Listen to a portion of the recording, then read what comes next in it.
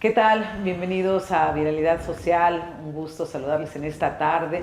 Qué bueno que nos acompañan, por supuesto. Inviten a sus familiares, a sus amigos, a sus vecinos para que vean este espacio que aborda temas de diferentes ámbitos, generalmente los que están en la mesa del debate, de la plática, de la charla de café, los temas que se hacen virales. Quédense con nosotros hasta que terminamos hoy este espacio, en este, pues ya octubre con viento, decía mi abuelita, viento de muertos, ¿eh?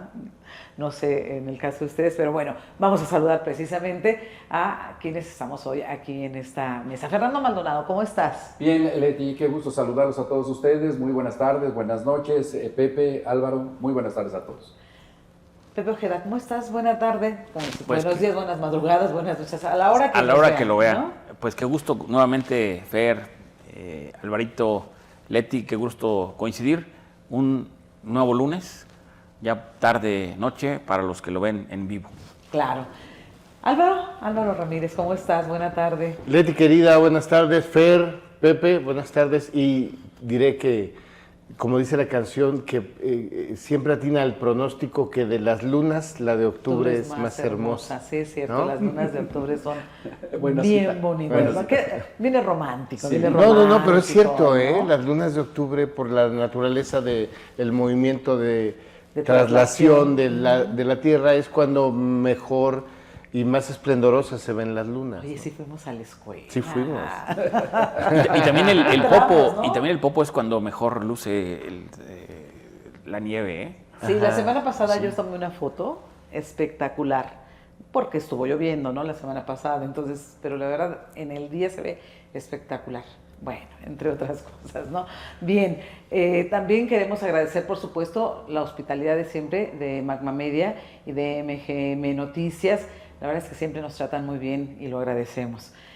Vamos a compartirles cuáles son los temas que vamos a abordar esta tarde. Vamos a intentar, por supuesto, abordar un mayor número de ellos. Lo que pasa es que, de verdad, luego a veces nos quedamos porque sí ha habido algunas personas que nos han dicho, ¿por qué no tocan todos los temas?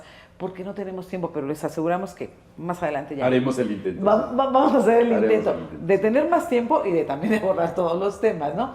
Y vamos a iniciar con algo que la semana pasada fue y sigue siendo tendencia. La toma de protesta de Claudia Sheinbaum. Ese va a ser el primer tema. Después vamos a hablar también de un tema de la semana pasada, 2 de octubre. El 2 de octubre, esto que se le ha puesto No se olvida, también vamos a tocar un poco el tema. Vamos a hablar de otro tema interesante que se llevó a cabo el viernes también, sí, de la semana pasada, que fue el tercer informe de la rectora de la Benemérita Universidad Autónoma de Puebla, Lilia Cedillo. Vamos a hablar de otro tema que ahorita, bueno, en fin de semana ya dieron inicio los playoffs en las grandes ligas, pero bueno, falleció el rey del hit, Pete Rose, que desafortunadamente por su afición al juego no pudo tener más reconocimiento, estuvo un poco olvidado. La enfermedad, por supuesto, de el mejor pitcher, yo no sé si el mejor jugador, ya tendrás tu opinión, Fer, tu tocayo Fernando Valenzuela, ¿no? Sí, Fernando Valenzuela, que tuvo, hacía crónica para el grupo propio de los Dodgers. De los Dodgers, sí, temporalmente para ser ingresado en el hospital. Es una pena. Así es. Porque sin duda hay una generación de mexicanos que se volcaron al béisbol a partir de la actuación de Fernando Valenzuela. Sí, fue como el modelo, fue el ejemplo, sí, claro, ¿no? El ícono. El ícono del beisbolista mexicano. No y de ver que sí se podía, ¿no? Sí, por supuesto. Sí, hizo historia. Claro, sin duda. por supuesto. Y bueno, espero que nos dé tiempo de abordar todos los temas y esperamos poder llegar al último, que es el gabinete del presidente municipal electo de Puebla Capital, José Chedraui. ¿Les parece? Muy bien. Entonces, pues iniciamos con el rápido para que podamos desahogar todos los temas. Te cedemos la palabra, a ti que te encanta hablar de este tema. La toma, ¿no? Y además que fue protagonista, sí, claro. O sea, estuvo ahí en primera línea de los periodistas invitados. Me pareció un hecho sí muy relevante, la coincidencia además de que el día en que rindió protesta, bueno, el día y todo el mes, que rindió protesta y va a ser todo el año también, perdón, que rindió protesta Claudia Sheinbaum Pardo, 3 mujeres encabezaron las presidencias de los 3 poderes de la Unión. Así es. Norma Piña es presidenta del Poder Judicial. Ifigenia Martínez es presidenta del Congreso de la Unión, del Poder Legislativo, porque aunque el Poder Legislativo, el Congreso de la Unión, se integra por 2 cámaras, la Cámara de Diputados y el Senado de la República, por ser la Cámara de Diputados, los diputados, la sede oficial. no, pero es los diputados son representantes de los ciudadanos, los senadores son representantes de las entidades federativas. Entonces, suena hasta muy romántico, pero así está constitucionalmente establecido que quien preside Cámara de Diputados es el presidente o la mujer presidente, que nada más te veo y me acuerdo, del Congreso de la Unión. Entonces, Ifigenia Martínez y no José Gerardo Rodolfo Fernández Noroña, que es el presidente del Senado, pero es Ifigenia quien preside el Congreso de la Unión. Entonces, 2 mujeres. También tendría que ver en el tema de la entrega que es facultad exclusiva de la Cámara de Diputados entregar el bando solemne. Exactamente, ¿no? Y Claudia Sheinbaum Pardo, presidenta del país y titular del Poder Ejecutivo. 3 mujeres que nunca se había visto. No sé cuánto tiempo va a pasar para que lo volvamos a ver, ¿no? Y así es el arranque, un arranque muy simbólico. Ifigenia que llega con oxígeno, porque tiene ya edad avanzada y también tiene algunos... Sí, 94 años. Algunos, sí. Pero era muy importante que Ifigenia, que en 1988 sale del PRI con Cuauhtémoc Cárdenas Solórzano y con Porfirio Alejandro Muñoz Ledo y Lazo de la Vega, salen del PRI para integrarse con la entonces incipiente y por muchos años incipiente izquierda, conformar el frente. Sí, ellos forman primero la corriente democrática. Frente Democrático Nacional. Frente Democrático. Dentro del mismo PRI. Y luego se van al Frente Democrático Nacional. Frente Democrático Nacional, que es cuando ya llevan de candidato a Cuauhtémoc Cárdenas, que la izquierda en su narrativa, incluso romántica, siempre sostuvo que Carlos Salinas de Gortari se robó la presidencia. Creo que no.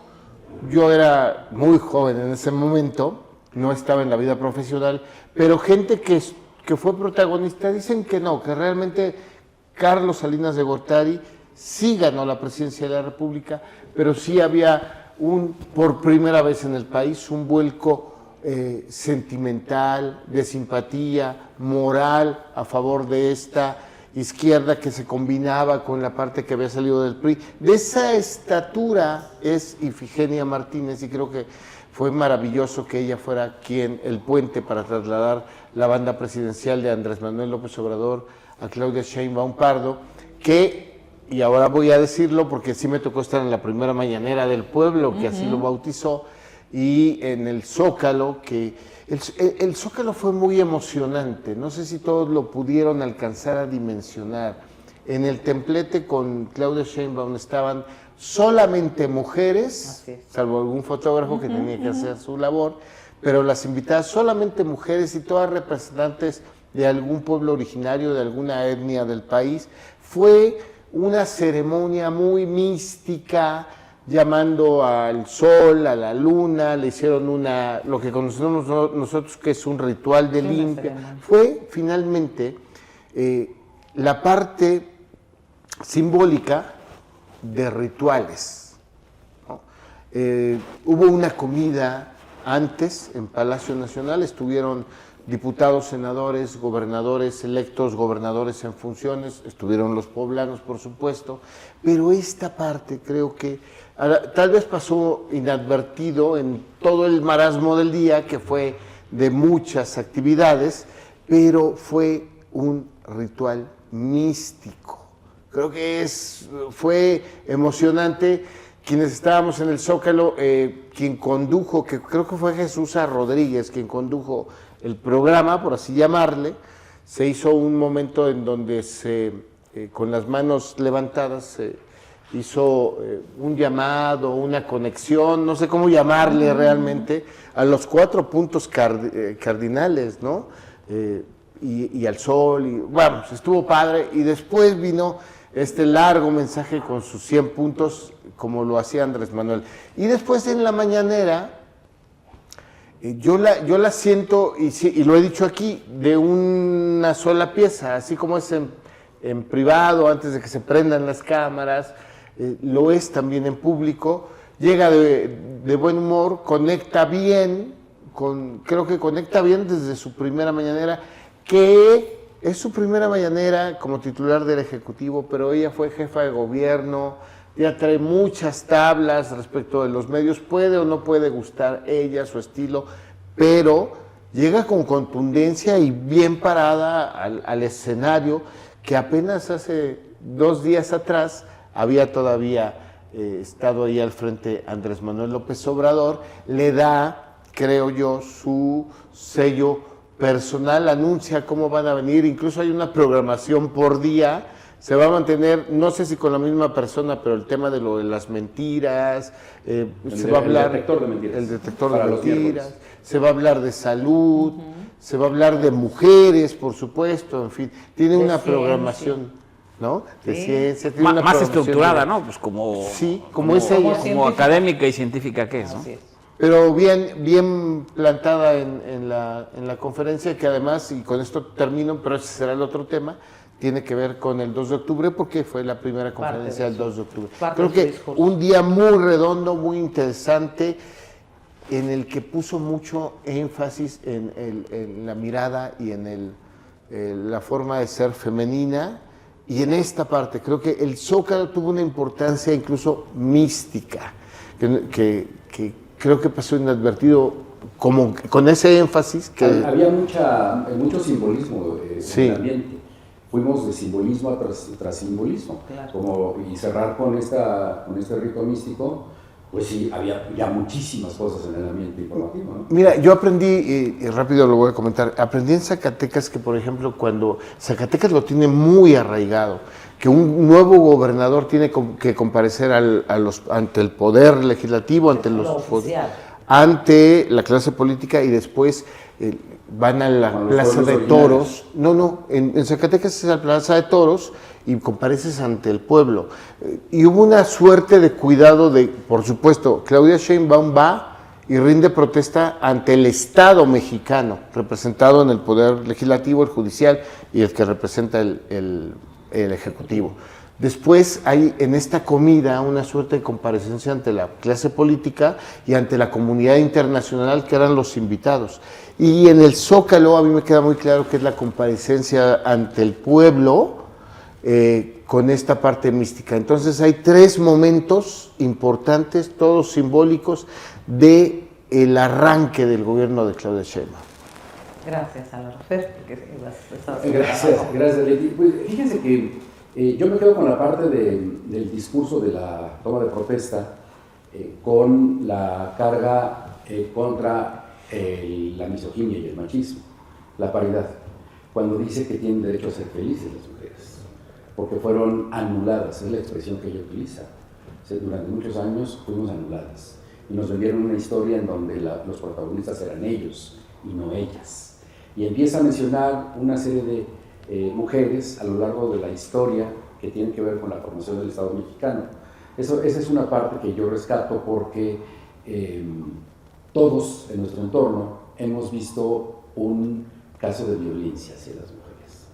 En la casa, en la familia, en todos los ámbitos. Hay madres solteras, madres abandonadas, mujeres golpeadas, ninguneadas, no hemos llegado a ese extremo en la familia, pero sí lo ha habido en mi casa. Entonces, la verdad es que así, a mí sí me tocó fibras muy sensibles, y porque he tenido que aprender mucho sobre el nuevo contexto en el que se está desarrollando este país. Desaprender lo que nos enseñaron desde chiquitos, esta persecución, que era un poco el juego de Pedro Infante acosando a las niñas, y es en realidad un abuso en contra de las mujeres. Esa parte me gustó mucho. Lo que no me gustó, por ejemplo, fue el beso a Manuel Velasco, ya cortando la banda presidencial. Entiendo que no es en realidad no es tan importante, no está sometiendo al Estado a un senador de la República, sobre todo un personaje como Manuel Velasco, pero tendrá que haber aprendido Claudia Sheinbaum para su fuero interno que ya como presidenta está obligada, o más bien forzada, a no mostrar emociones, lo cual tampoco me parece muy adecuado, pero digamos, hubo mucho ruido en el ambiente. Pero sí es ella como representante de 130 millones de mexicanos, como la presidenta, si quieres que diga yo, como la lo logramos. La presidenta del país. Punto para Sheinbaum. Sí me parece que no debe de hacerse ese tipo de expresiones. Sí, un error. Sí, porque ¿no? si criticamos Creo. a Vicente Fox cuando llega Felipe Calderón a la toma de protesta y él pretende imponerle la banda presidencial, lo cual no está en el protocolo, Claro. pues también habría que cuestionar ese tipo de gestos. Bueno, ese es un error. Claro, claro. Sí. Es un error que puede ser subsanado. Ella misma lo respondió en la mañanera. Dice que es un tema que traía desde campaña, que si Y le luego daban un beso en la mano, sí, lo devolvía. Pero ya es jefa del Estado Sí, mexicano. sí. Y la Eso lo otra haces en parte, privado. y la otra parte que era altamente previsible, los gestos de misoginia y de machismo desde las redes, incluso de personajes tan detestables como Rafael Inclán, que se ha dedicado durante toda su vida a cosificar a las mujeres, a sexualizarlas en sus películas. Vaya, él creció y se hizo famoso con películas de ficheras, diciendo lo que dijo de Sheinbaum. Me parece que vamos a tener que remar contracorriente contra ese tipo de personajes, que no tienen que ver con la generación, sino con lo que acabo de decir. Nos falta desaprender con lo que crecimos para poder estar a la altura de un Estado en el que está gobernado, legislado y se aplica la justicia desde una perspectiva femenina. Bueno, Gracias, Fer. Muchas gracias, Leti. Y pues la verdad que sí, han ustedes puesto muchos temas que difícilmente en este programa pudiéramos abordarlos.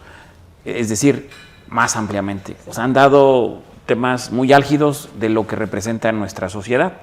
Incluso me acuerdo de varios programas hace algunos años en Viralidad, discutíamos, es decir, todo este esquema de lo que representa este modelo capitalista, patriarcal, de lo que representa sentirnos.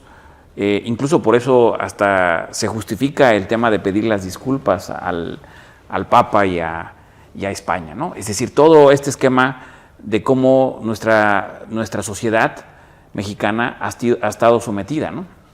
Y a mí me parece interesante cómo sí fue el día de Claudia Sheinbaum, sin lugar a duda, pero también fue el día de visibilizar todo lo que representa históricamente esta manera de entender a la mujer en México, ¿sí? Porque se visibilizó los problemas, ¿sí? Ahora, aquí lo interesante sería que como presidenta realmente los arrope y los lleve durante los 6 años, porque en el discurso está padrísimo lo que hizo, pero no es suficiente, ¿no? Es decir, ahí es complejo, porque cómo desaprendes, cómo la sociedad mexicana va a desaprender para entender una nueva manera de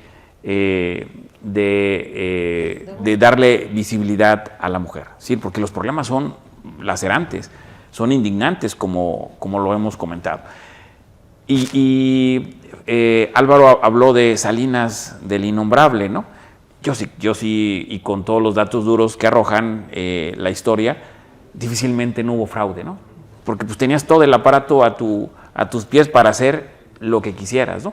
Difícilmente la tentación que tenías ahí, difícilmente no lo hiciste, ¿no? Los fraudes patrióticos. Sí, es decir, al final del día nada más era por legitimidad, ¿no? O sea, como seguramente lo tenemos en la historia, pues de que un presidente ganaba con el 95% de votos, ¿no? Cuando pues hacías votar a todo el mundo, cuando ahorita difícilmente hay un 95% de participación. Me refiero en la historia con José López Portillo, con Miguel de la Madrid. Portillo fue candidato único. Exacto, Sí, es decir, candidato de la oposición. sí, pero con una votación gigantesca, es decir, al final el sistema estaba hecho para eso, ¿no? Pero sí, o sea, coincido con muchas de las cosas que que ha planteado, digo, pero no quise dejar pasar, porque sí, desde en la lógica de lo que representó en ese entonces, las elecciones con Salinas, pero también es interesante analizar la parte que Muñoz Ledo le puso la banda presidencial a Andrés Manuel. ¿Sí? Es decir, estos tres personajes que comentó Álvaro son súper representativos. Es decir, Ifigenia de verdad así como lo platicamos como el ícono del béisbol mexicano, el ícono de verdad, y por eso tenerla ahí a Ifigenia es maravilloso. Incluso lo platicamos hace algunos programas, lo que representa ella, ¿no? Entonces, por eso me parece que sí es muy simbólico esa mujer ahí, que lo que representaba, la primera mujer que llegó a Harvard, ¿no? Y que se graduó, y además la primera mujer que logró conquistar la UNAM, también llena de machismo, ¿no? Y lograr ser la directora de la Facultad de Economía, profesora de cuántos economistas, secretarios de Hacienda, ¿no? Y que al final del día sí respondían sí a una mujer con este talante, o con este talante que es Ifigenia. Entonces sí coincido completamente con lo que ha presentado, he comentado Alvarito. Y ahora, entrarle de la mesa puesta desde antes de la cena, con los invitados especiales, con los los presidentes, los jefes de Estado, es interesantísimo, ¿no? Es decir, alguien notó la ausencia de Milei o Ay, cómo se extrañó el rey de España, sí, ¿no? Sí, o sea, es decir, realmente ni siquiera fue necesaria. La presencia también, ni nota, es decir, la ausencia, y tampoco del presidente de El Salvador, ¿no? Es decir, también otro personaje que ha jugado también con este mismo esquema como Milei. Bueno, pero regreso también al tema de que sí logró la presidenta que fuera su día. Logró la presidenta poner e imponer la agenda. Es decir, también vale la pena analizar lo que representó la oposición. La misma presidenta de la Suprema Corte, lo que representó, ¿no? Sí representó que estuviera un poder ahí, que es una mujer, pero ya con una ausencia.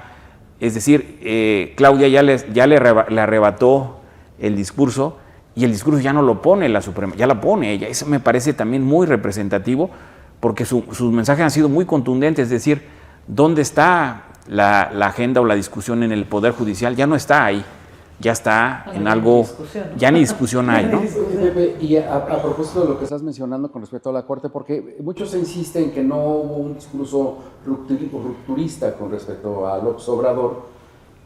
Hay gente que dice que el discurso les quedó a deber, porque esperaban que rompiera inmediatamente con el antecesor. Bueno, pero sí me parece que es un símbolo que no se debe dejar pasar, de autonomía política, llegar y sí saludar a la presidenta de la Corte, sí. De beso. Frente a López Obrador. Sí, ¿no? Sí, habla de su autonomía. Claro, y de decir de su estilo. Conmigo van a ser diferente. Sí, no tiene por qué romper, pero ya está imponiendo ella su forma de hacerlo. Sí, claro. la ausencia, es decir, los liderazgos se ejercen, ¿no? Ella está ejerciendo su liderazgo, su nuevo liderazgo, que constitucionalmente es Claudia Sheinbaum. Pero también otros elementos más, a mí me parece que muchos elementos simbólicos, otros, así como lo que representó, a mí me pareció muy significativo. Mucho es criticable que hayan estado puras mujeres y que se le rinda un reconocimiento directo, ¿sí?, a las comunidades indígenas en nuestro país, y que sean mujeres las que lo representen. También es interesante 200 años sin que hayamos tenido una mujer, pero desde la Nueva España, ¿no? Es decir, 500 años, es decir, todo lo que hay alrededor es súper representativo. Ella lo dice, sí. No son 200 años, son 500, pero bueno, me parece que el 300 que aumenta, no había presidentes en nuestro país. Bueno, pero concepto de nación. Pero a lo que me refiero, irse a los 500 años me pareció un poco exagerado. Pero a lo que me refiero es que también había una ausencia de mujeres. Es decir, en esto... Sí, porque sí había liderazgo y conducción. Sí. Nunca ha habido... Antes de la colonia, pues eran hombres. Eran hombres. En el pastel. ¿No? Sí. Es decir, no es de 200 años. El tema, en términos de los espacios para las mujeres, ha sido casi nulo, no solamente en México, Sí, sí, sí. En todo el mundo. Y justo también ahí, por cierto, ahí hay una columna que tiene Fer de Claudia y lo que representa presidenta y presidenta para los 100% de los mexicanos. ¿Sí? En este sentido también que vale la pena, el análisis a lo que quiero llevar es que es una presidenta que se le están dando las condiciones pues realmente para abrirse a todos los mexicanos, pero abrirse a partir del liderazgo de Claudia Sheinbaum, porque se notó que la oposición no sacó ningún cartel, que la oposición, los discursos de Alito y los discursos de la misma representante de Acción Nacional, discursos incluso pareciera que ya en una lógica de decir, bueno, pues ya no podemos hacer nada, tenemos que... fuera de lugar, ¿no? También, porque digo, no puedes ir en contra sí, de una decisión en las urnas, ¿no? Una especie de round de sombra. Sí. Fueron políticamente correctas las Sí. arengas de los diputados de oposición sí. hasta este momento. Claro. Sí, pero fueron porque ya no hay discurso, pues, que perseguir. Es decir, si hubiera habido un fraude o si hubiera habido algo que estuvieran con un argumento válido y sólido, como lo tuvo en mucho tiempo la izquierda, porque era natural cómo tomó protesta Felipe Calderón, cómo tomó protesta Vicente Fox. Es decir, sí había un marco donde se justificaban esas discusiones o esas inconformidades de protesta. Sin embargo, ahorita no hay, es decir, por eso refería que ahorita es el mejor momento que tiene Claudia Sheinbaum, pues para sentarse incluso con la misma oposición, lo que no hizo Andrés Manuel, pero tampoco está obligada. Pero sin embargo, este es el momento para quitarle y aplastarlo completamente a la oposición, porque no tiene nada que discutir o que perseguir, ni siquiera el tema de la reforma al ámbito judicial. Pero es un buen momento como para que se suban, como se subió, pareciera que Alito, y como que el PAN queriendo arañar este tema, porque se quedaron completamente ausentes, ¿no? Es decir, ese es el tema. Y finalmente lo que quiero comentar es, me parece que tampoco nadie extraña a Andrés Manuel. Y eso es algo muy representativo. Es decir, estos días de las mañaneras del pueblo, estos días que está ya México con nueva... la atención en Guerrero, la visita el 2 de octubre, la visita a Acapulco. Es decir, nadie extraña a Andrés Manuel. No hay una ausencia de liderazgo. Sí, y no hay, porque sí lo llenó y lo está llenando. Y me parece que estos días son representativos porque le dejó la mesa puesta a Andrés Manuel. Sí, Andrés Manuel sí estuvo, pareciera que en la boleta durante muchos años, pero pareciera que ahorita a quien le hereda el control y el liderazgo ya lo ha llenado. Es decir, sí fue efectiva la entrega del bastón de mando de Andrés Manuel a Sheinbaum. Sí. Yo diría, hablando un poco de la historia y lo que dice Alba y lo que comentas tú, a mí me parece que en el 88 efectivamente gana Carlos Salinas de Gortari, sí lo gana. Que entró muy cuestionado, sí, él buscó legitimidad, es el primer presidente, por cierto, que abre totalmente la participación de las mujeres. Es decir, él busca legitimarse a través de las mujeres, de manera inteligente. ¿Por qué? Pues porque somos mayoría tanto en la población como en el padrón electoral.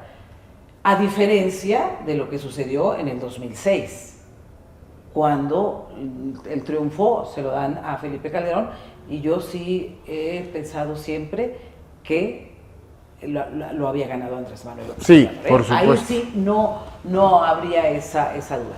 Un poco tocando algunos de los temas que ustedes abordan, me parece que sí es significativo, es que además es una palabra muy del doctor, que hayan venido tan pocos jefes de Estado, porque habla de la relación que tiene México hacia otros estados.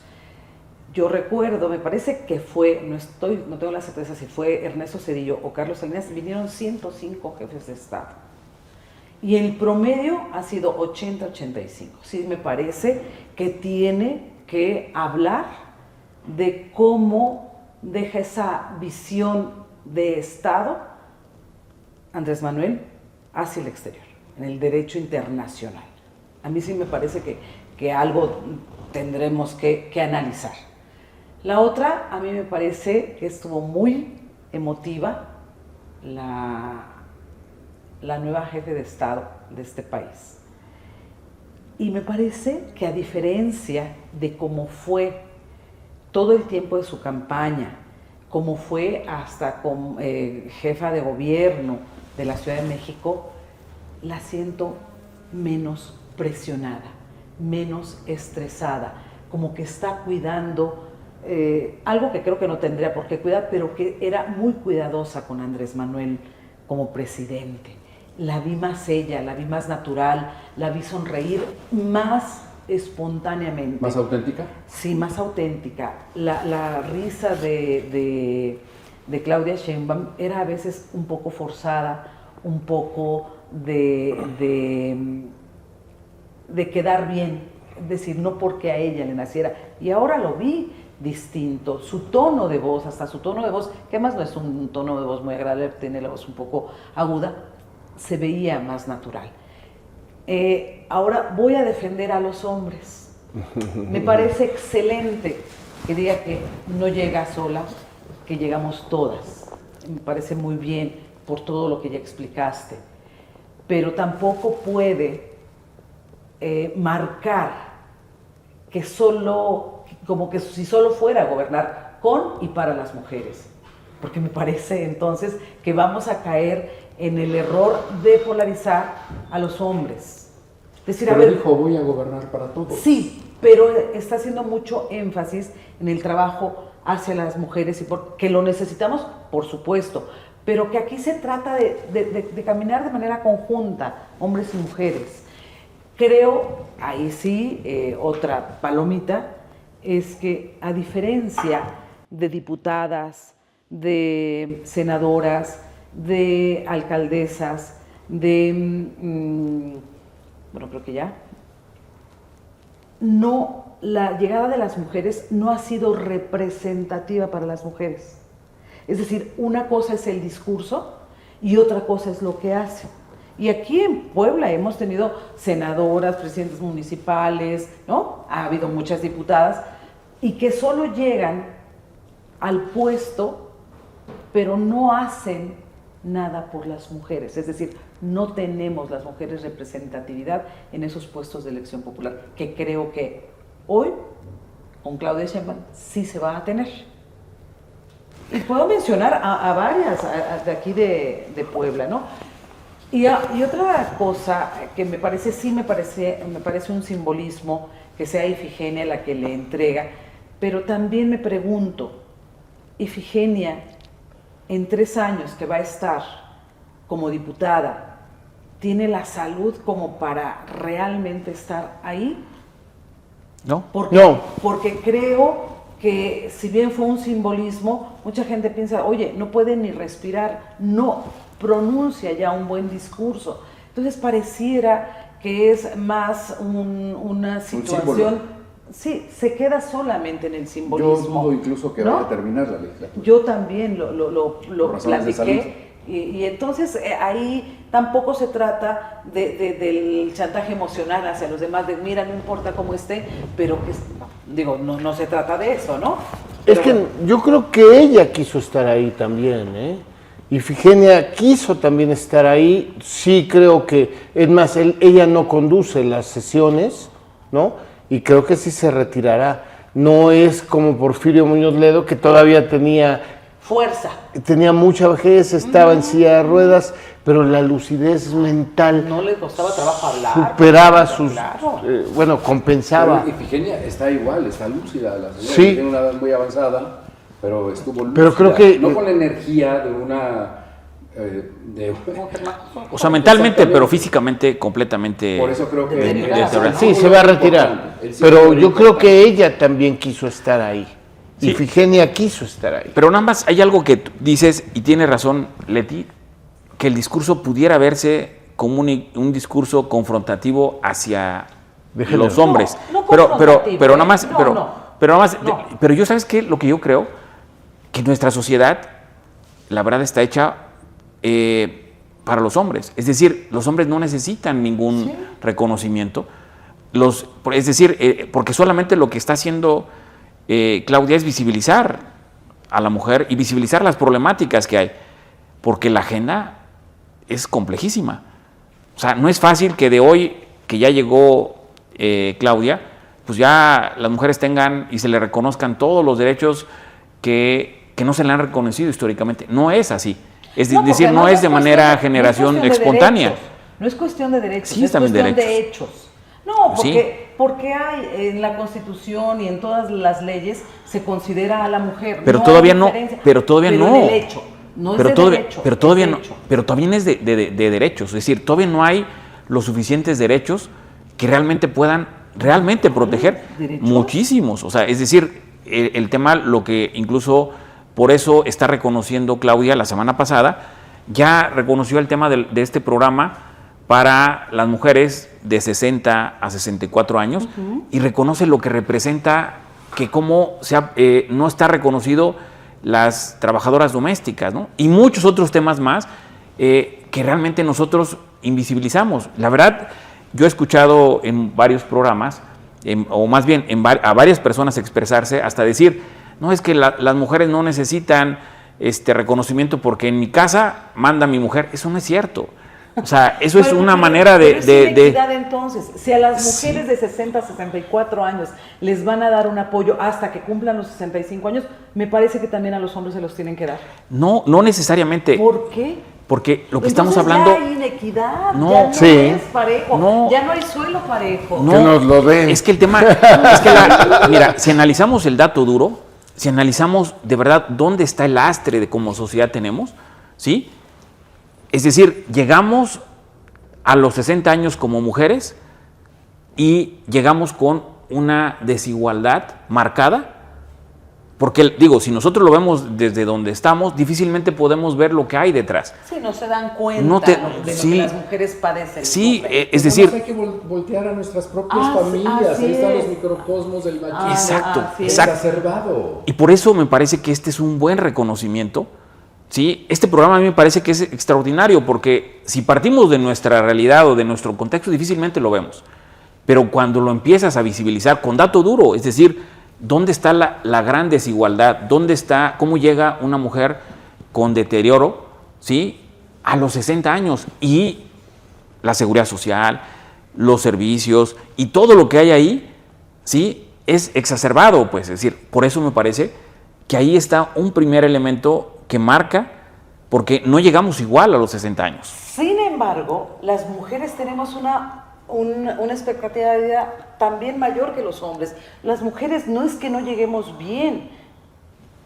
Yo creo, yo no coincido ahí sí en que haya una cosa para las mujeres y no la haya para los hombres, porque me parece que entonces el suelo no es parejo, y entonces caemos en el otro lado. Si estamos, las mujeres hemos peleado muchos años la falta de oportunidades, no falta de derechos, falta de oportunidades y la equidad. Y entonces ahora nosotros vamos a tener cosas que ustedes no van a tener. Sí. ¿Eso no se llama inequidad? Pero es que el tema, estamos hablando de lo que representa la desigualdad y lo que representa que cuando tú llegas a esa edad, eres completamente vulnerable como mujer. Lo que estamos viendo es que el gobierno de la República va a tutelar los derechos de la mujer. Históricamente no lo habían hecho. Es básicamente eso. Exacto. Lo que están planteando, Emparejar el piso, vamos. sí, lo que están planteando en este debate es aquello que se ha llamado las acciones afirmativas. Y las acciones afirmativas siempre son a favor del sector que históricamente ha sido vulnerable. Entonces, creo que en ese sentido es otra forma de ver una búsqueda de equidad, que Claudia Sheinbaum trate de acortar la brecha que tradicionalmente ha dejado muy por debajo en el ejercicio de derechos y de oportunidades a las mujeres. Y voy a poner otro elemento. Claudia tampoco está solamente viéndolo desde una lógica de feminismo, lo está viendo porque realmente ahí hay una necesidad apremiante, como cuando en su momento fueron los viejitos en la Ciudad de México con Andrés Manuel. Sí, es Ella, más, a la propia política, cuando a las mujeres se les daba el 30%, ¿no? Y después subió al 40%. Y ahora ya tenemos la paridad, sí lo entiendo. pero nomás termino la idea, es decir, lo que vamos a ver, es decir, cuántas mujeres, madres solteras están llegando a los 60 años. Cuántas personas que ahora la mamá, porque no, el papá estuvo ausente. Porque es que es un tema fuerte lo que estoy comentando. Tendríamos que trabajar con los hombres para que dejen de ser irresponsables, para Sí, que dejen, eso es, no eso de, tienes, entonces, eso tienes toda la razón. Pero lo que estamos hablando es cómo ellas están llegando, y fíjese el tema interesante, porque esto también es políticamente redituable. Porque, ¿se acuerdan cómo hemos hablado de que los niños, los jóvenes, los adultos, cuando encontramos el tema, o encontraron en que los abuelitos ya tienen un recurso, ¿no? Y que ya no es una carga para ellos. Es decir, el deterioro de lo cuando llega a este tipo de vulnerabilidad que se tiene, y no estoy diciendo algo que me lo estoy sacando de la manga, son los datos duros que arroja. Es decir, solamente Claudia está leyendo la información de lo que representa la población más vulnerable en nuestro país, y que este tipo de personas, este tipo de mujeres, van a encontrar esta posibilidad a partir de los 60 años. En un futuro, a mí lo que me gustaría no es que le dieran a los hombres, a mí me gustaría que en un futuro no tuviéramos necesidad de dar este recurso. Eso sería, porque ahí estaríamos hablando de que ya estamos encontrando, ¿sí?, una verdadera posibilidad de que no tengamos estas grandes o estas cosas lacerantes que como ciudad tenemos. Es decir, al final estamos dándoles. Ahora, pero también es importante, ¿por qué lo refiero, Leti? Es decir, si hablamos de la clase media en nuestra sociedad, pues pareciera que no es visible, pero si vamos a la base de la pirámide, de verdad que es impresionante ver en las comunidades, en las colonias, en nuestras colonias, es decir, verlo, sí, de verdad, sí te entristece, porque sí es una parte vulnerable terrible. Ser mujer en este México que vivimos, a pesar que con estos años de López Obrador, ser mujer, tener 60 años, ser indígena, estar en una población vulnerable, la verdad, estás invisible en esta sociedad. Llegas hasta los 65 y pareciera que logras arañar algo de lo que difícilmente lo tuviste en tus últimos años. Es decir, por eso me parece que lo que está haciendo Claudia Sheinbaum es súper representativo, pero también políticamente redituable, porque esa base otra vez la va a poder volver a seguir teniendo controlada. ¿Sí? O sea, no es que tampoco, ¿sí? No, va paralelamente va, es decir, sí te reconoce, sí te apoya, pero también formalmente estás teniendo un voto, ¿sí?, cautivo, porque le estás reconociendo algo que de verdad sí se lo merece. Eso que mencionaba yo con Carlos Salinas de Gortari, que él trató de hacer justamente eso, que no lo logró, por supuesto que no lo logró y le quedó mucho a deber, pero bueno, fueron las primeras políticas públicas que se hicieron beneficiando al... Sí, con el Pronasol. Así es. El Programa Nacional de Solidaridad. ¿Por qué? Porque buscaba también legitimarse para quitarse ese... El exactamente, el fantasmita del fraude, ¿no? Lo que hace Calderón, pues es quererse legitimar con la lucha estéril contra el narcotráfico sin una estrategia ni nada, ¿no? Pero bueno, es diferente. Yo creo que sí se tiene mucho que trabajar, pero también creo que a veces se nos olvida que tenemos que trabajar mucho con los hombres. Las mujeres resentimos esa inequidad, las mujeres resentimos esa violencia, las mujeres resentimos. Ustedes no, y a veces creo que muchos hombres, no ustedes, no lo notan porque no lo han vivido. Entonces creo que valdría la pena también empezar a cambiar esa mentalidad, o sea, trabajar también mucho con los hombres, de construir todos esos paradigmas que se tienen desde la prehistoria y buscar que poco a poco esto se vaya emparejando. Hace poco leí un estudio de lo que representan los feminicidios. Y cuando empiezas a leer de que los que cometen estos feminicidios entienden que la mujer es un objeto.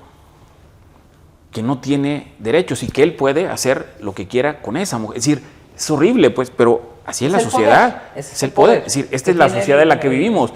O sea, de repente nos... Ajá, exacto. O sea, nos espantamos, pero esta es la formación que tenemos. Es decir, ¿cómo lo vamos a poder lograr? Tampoco es de un día para otro. Es una manera de entender que este sí es un problema cultural y que tenemos que entrarle y que seguramente en décadas vamos a tener los primeros resultados. ¿Sí? Porque desde niños, desde el preescolar, el jardín, aun cuando tu mamá haya sido, aunque tengas una mamá soltera, pues también ella tiene su formación y al final si es un niño, pues lo que quieres es que él entre a lograr lo que no tuvo de posibilidades ella, ¿no? Entonces es horrible, pues porque al final sigues construyendo culturalmente el mismo vicio que tiene los patrones. Por supuesto, porque es el aprendizaje. Bueno, ya tendremos oportunidad, porque además pues van a ser 6 años en donde vamos a ver si esas acciones realmente benefician y que también, yo sigo insistiendo, las leyes, los derechos son para todos y para todas. Yo eso es lo que creo. Y nada más una última cosa antes de pasar al discurso, a su primera mañanera. Bueno, me llama mucho la atención que todavía dijo el presidente, como si todavía estuviera Andrés Manuel López Obrador. Un tropiezo, un lapsus. No, yo creo que así le van a decir toda la vida. Va a ser el presidente López Obrador. Lázaro Cárdenas del Río era o el general o el presidente Lázaro Cárdenas, incluso ya como expresidente. Es un tema de veneración y es un tema de reconocer, de reconocimiento. Hay gobernadores poblanos a los que quienes se los encuentran cara a cara le vuelven a decir gobernador. Pero está bien, pero en el discurso oficial no puedes decirlo. Bueno, eso, sí, no debes. No debes decirlo. Es políticamente incorrecto. Incorrecto, eso es a lo que yo me refiero.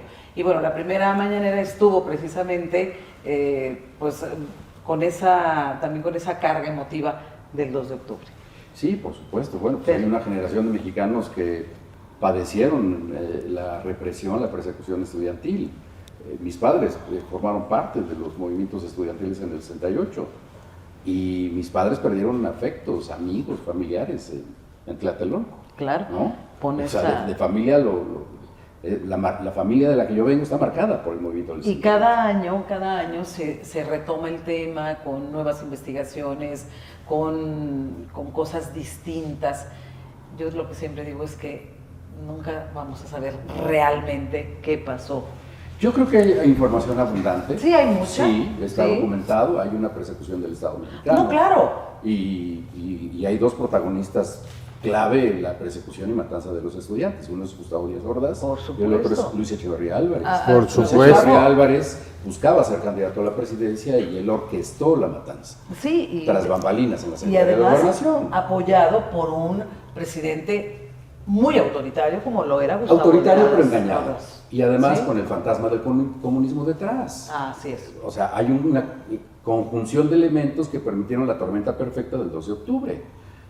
O sea, uno quería ser candidato presidencial y el otro era un presidente que venía de un pueblo de Chalchicomula de Sesma, sin más información que la que se tenía en esos momentos. Era un ignorante de lo que significaba el comunismo. Así es. Entonces, se da la coyuntura y se produjo la matanza de estudiantes. Creo que hay información abundante. No hay más elementos que la inexactitud del número de muertos que hubo la tarde de ese 2 de octubre en la plancha de hablan de Tlatelolco. 38, 4 militares, Pero un niño. tenemos un No es imbécil cierto. como Alarraqui diciendo que había un departamento de Tlatelolco lleno de armamento para los estudiantes. No tenían armas. No tenían pero armas más que el ingenio. Nunca eran 38 muertos. No. Sí. Me llamó la atención que también se ofreció una cifra en la mañanera de Claudia Sheinbaum de 300 y tantos, casi Sí, 400. así es. Que eso me llamó la atención. Que ya creció, que ahí sí ya, pero que tampoco son representativos, ¿no? A ver, Sí. mi padre contaba que él vio, había una línea de servicio público que pasaba por lo que ahora es eje. En San Juan de Letrán. Pasaba por San Juan de Letrán, lo que es el eje central Él ahora. lo vio cargado de cuerpos. Sí. Camiones de basura, del servicio de Camiones, recolección de basura cargados de cadáveres. Así es. O sea, él los vio. No pueden ser 38 muertos. No, por supuesto. No sé si han sido los 300 y tantos, pero sí Yo creo que sí o más. Cadáveres. Sí, me llamó mucho la atención que por primera vez se dijo con todas sus palabras, no puedo citar la frase exacta, pero palabras más, palabras menos, que Gustavo Díaz Ordaz fue el que ordenó el asesinato de los estudiantes. Así, con esa claridad, se dijo en esta mañana, con esa contundencia, por primera vez que yo lo recuerde, ¿no? Gustavo Díaz Ordaz, que por cierto, Puebla tendría que tener debería tener una reflexión el Congreso del Estado para, por lo menos, en un ánimo de reconciliación, el ofrecimiento de disculpa del Estado mexicano, quitar la estatua de Gustavo Díaz Ordaz de la entrada de Ciudad Cerdán, cabecera de Chalchicomula de Sesma. Es una reflexión, creo, que deben hacer el Congreso del Estado de manera muy seria. Pero nuestra clase política tampoco se distingue mucho por el olfato, ni la empatía, ni la... Pero, no lo veo. Pero debiera ser. Pero tampoco quitándola borramos la historia. No. Y yo creo que es una forma también de reflexionar la historia y no podemos quitar de la historia. No, pero es que ahí hay un tema de veneración. No. Creo que habría que... Sí, tener la estatua. A ver, tú entras a Ciudad Cerdán y está la estatua. Pero me refiero, ¿la veneración por parte de quién? Pues de quien la puso, seguramente un presidente municipal de hace décadas.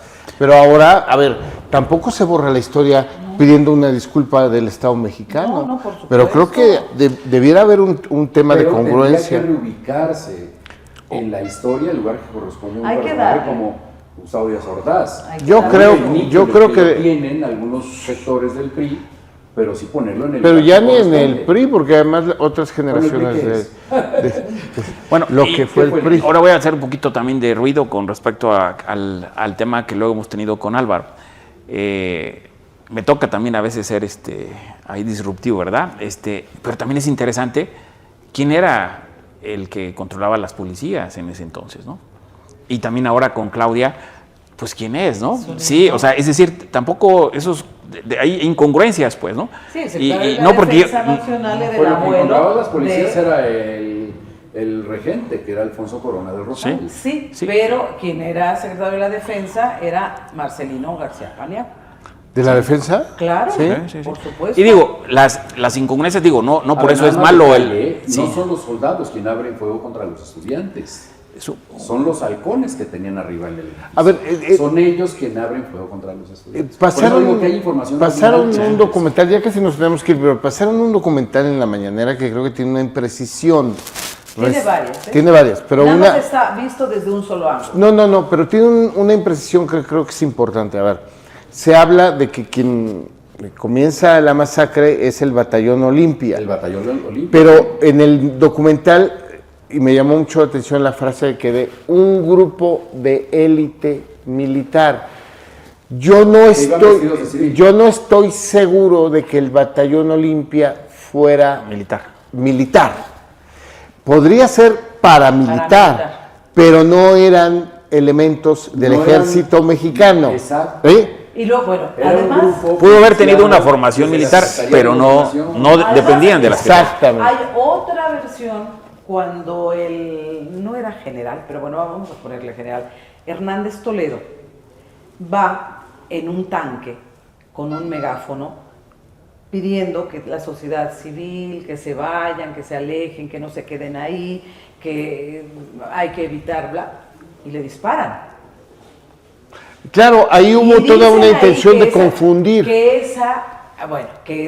ese disparo, pues dicen que algunos, que no fue el propio ejército, sino que fueron los estudiantes, que por eso ni siquiera le alcanza a dar muy bien. Que después el general Hernández Toledo, creo como que se deschavetó y quería ser el héroe del 68, ¿no? Que porque él fue el único que salió y que iba y que estaba vulnerable a cualquier... Sí, los protagonismos de siempre. Así es. Oigan, pero dentro de todo esto sí quiero hacer un apunte. La mejor película que habla sobre el tema del 68 sin mostrar, porque era muy difícil además producir una escena de la masacre en la Plaza de las Tres Culturas, pero que es la mejor película de cómo te mete al tema psicológico de miedo, de circunstancia que están viviendo los protagonistas, es por supuesto Rojo Amanecer. y que es Con María además Rojo. con María Rojo, con Héctor Bonilla, está ahí Los Bichir. Eduardo Palomo, Los Bichir, una Sí, maravilla. Porque además está hecha en un departamento. Y que estuvo además enlatada muchos años. Sí, que bueno, nunca no le permitieron que salieran. ese guión es del deslumbrante y maravilloso Javier Robles, que hace unos 3, 4 años que falleció, nuestro paisano de Teciutlán, que ahora con el tema del 2 de octubre hay un documental maravilloso sobre él, en YouTube está, lo pasó alguna vez lo que era el Sistema Estatal de Telecomunicaciones, hoy SICOM, pero sí quiero hacer el apunte de que es un poblano, claro, es de Teciutlán, salió muy joven y no regresó realmente a vivir a Teciutlán, falleció en un accidente automovilístico. Javier Robles es el papá de ese guión de Rojo Amanecer. Qué buen apunte. Pues qué bueno y qué bueno que le haces ese reconocimiento. Yo lo conocí, fíjate. Creo que hay que retomar ese reconocimiento a muchos poblanos y muchas poblanas que a veces se nos olvida en la historia, ¿no? Bueno, pues ahí está. Creo que si no se han puesto de acuerdo en el tema, difícilmente en 5 o 10 minutos que teníamos podríamos desahogar todo esto, pero bueno, creo que vale la pena. Sobre todo, ¿sabes qué? En el 2 de octubre creo que los jóvenes tienen que leer mucho. No dejarse llevar solamente por lo que dicen, por lo que no leen en medios, porque además ni salió a otro día información, pero que lean, que realmente investiguen, porque de repente salen a marchar y no saben ni por qué, ¿no? Es correcto. Sí. Yo creo que falta mucha información. Por supuesto. Pues qué gusto, la verdad, que buen programa, como siempre. Álvaro. Gracias Leti, gracias Pepe, gracias Fer y buen programa, ciertamente. Fer Maldonado. Bueno el debate de esta tarde. ¿Verdad? Muchísimas gracias. Gracias Álvaro, Pepe, Leti. La invitación de siempre para que le comparta a sus amistades, familiares, vecinos, que tenemos un espacio que creemos vale la pena porque no tenemos línea, son temas que elegimos en consenso, así que pues pase la voz y mándenos por favor también sus comentarios, lo que usted considere que necesitamos saber para elevar el debate en este espacio de viralidad social. Hasta el próximo lunes, pásela bien.